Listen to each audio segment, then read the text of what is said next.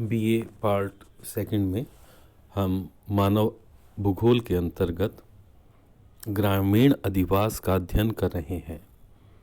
ग्रामीण अधिवास या ग्रामीण बस्तियां, जिसको कि रूरल सेटलमेंट्स कहा जाता है।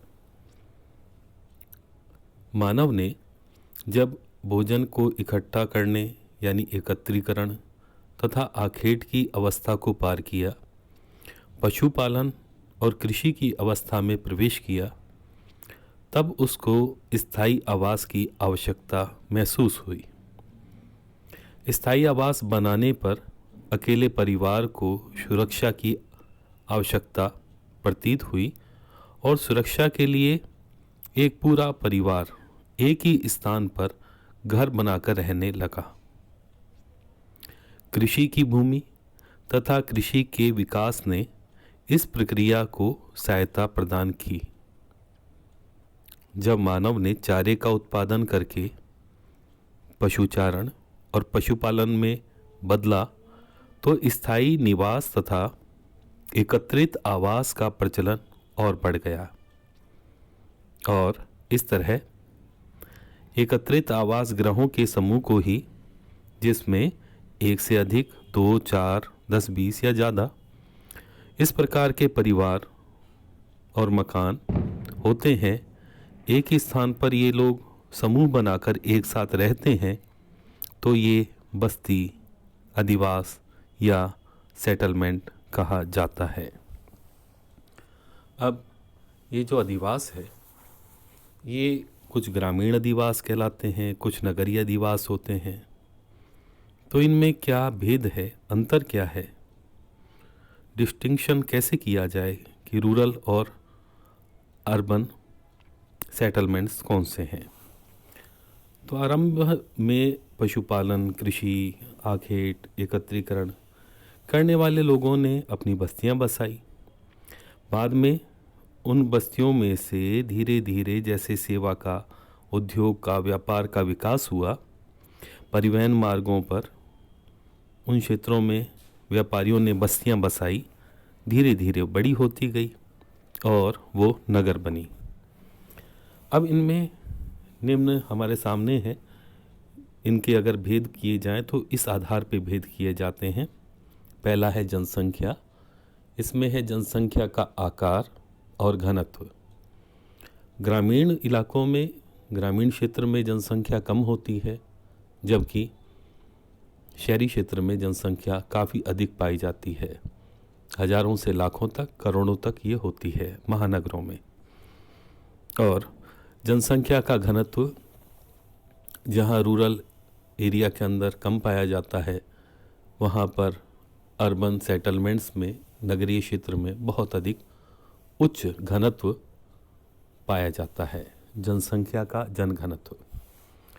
दूसरा है इसके बाद में व्यवसाय। तो ग्रामीण क्षेत्र के अंदर मुख्य रूप से प्राथमिक व्यवसाय में जनसंख्या संलग्न होती है, जबकि नगरीय क्षेत्र में प्राथमिक के इतर यानी कि द्वितीयक, तृतीयक, चतुर्थक जो व्यवसाय हैं उसमें जनसंख्या लगी होती है। उदाहरण के लिए ग्रामीण बस्तियां जो छोटी होती हैं, आमतौर पर इसके निवासी पशुपालन करते हैं, कृषि करते हैं, अथवा कहीं पर आखेटक कार्य होता है, खनन कार्य, वन काटना जैसे ये कार्य होते हैं।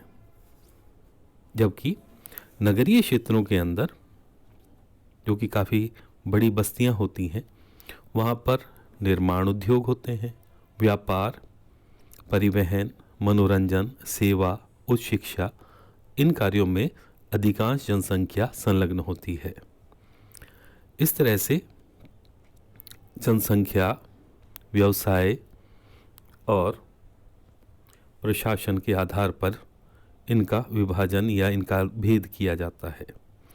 ग्रामीण क्षेत्रों में जहाँ पर ग्राम पंचायत आदि, वहाँ का स्थानीय प्रशासन देखती हैं, जबकि नगरीय क्षेत्र के अंदर नगर पालिका, नगर परिषद या इस प्रकार की जो संस्थाएं हैं, वो वहाँ पर प्रशासन की जिम्मेदारी संभालती हैं।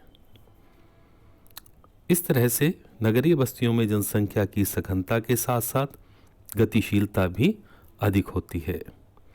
गतिशीलता का संबंध टेक्नोलॉजी के साथ है, जिसके द्वारा क्रमिक श्रम विभाजन और श्रम की अदला बदली होने लगती है तथा जीवन की जो लय है, जो उसकी स्पीड है, टेम्पो ऑफ लाइफ जिसको कहते हैं, वो बढ़ जाती है।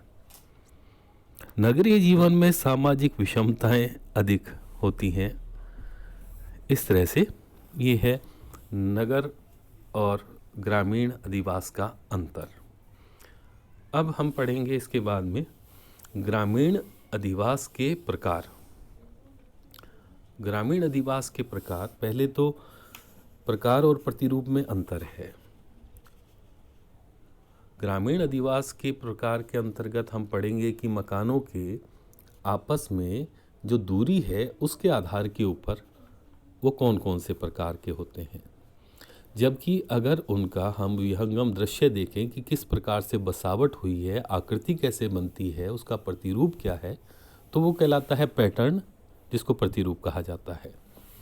वो हम प्रतिरूप के बारे में तो अगली कक्षा में पढ़ेंगे। यहाँ हम केवल ग्रामीण अधिवास के प्रकार के बारे में अध्ययन कर रहे हैं और ये हमारे सामने है सघन, अपखंडित, एकाकी और संयुक्त। सबसे पहले है इसमें सघन बस्तियां, या जिसको कॉम्पैक्ट सेटलमेंट्स कहते हैं। इनको पुंजित भी कहा जाता है, सहत भी कहते हैं। इनमें मकान हो या अथवा झोंपड़ियां हो, ये पास पास स्थित होती हैं, सटी भी होती हैं, कोसेंट्रिक। इस प्रकार से इन सघन बस्तियों को अलग अलग विद्वानों ने अलग अलग नाम दिया। सघन बस्तियां आकार के आधार पर अलग अलग हो सकती हैं। कोई पूर्वा हो सकता है जिसको ढाणी कहते हैं, या फिर गांव, कस्बा, इस प्रकार से ग्रामीण सेवा क्षेत्र हो सकता है। जबकि संयुक्त जो बस्ती होती है वहाँ पर एक या दो पूर्वे होते हैं। यदि किसी गांव का कृषि क्षेत्र बहुत विस्तृत है तो गांव के कुछ परिवार खेत या गांव से कुछ दूरी पर रहने लगते हैं। इस तरह से ये होती है संयुक्त बस्तियां। तीसरा है जो कि एकाकी बस्तियां हैं, यानी कि एकाकी घर कहीं कहीं पर जो पाए जाते हैं। अपखंडित, इनको प्रकीर्ण या बिखरी हुई बस्तियां भी कहते हैं। और इसमें फार्म स्टेड होते हैं, यानी कृषि घर होते हैं, जिसमें कि मकान को खेतों के अंदर ही बनाया जाता है। अब ये मकान चाहे पक्के हों, कच्चे हों, किसी भी प्रकार के हों, तो ये एकाकी होते हैं।